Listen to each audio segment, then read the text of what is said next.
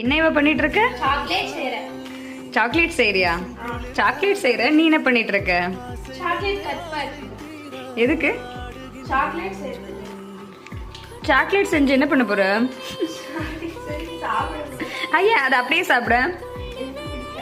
வேற எப்படி பிடிக்கும்? மோல்ல ஊத்தி அது ஃப்ரீஸ் பண்ணி அப்பதான் அப்பதான் பிடிக்குமா? சரி பண்ணலாமா? பண்ணிடலாமா? பண்ணலாம்.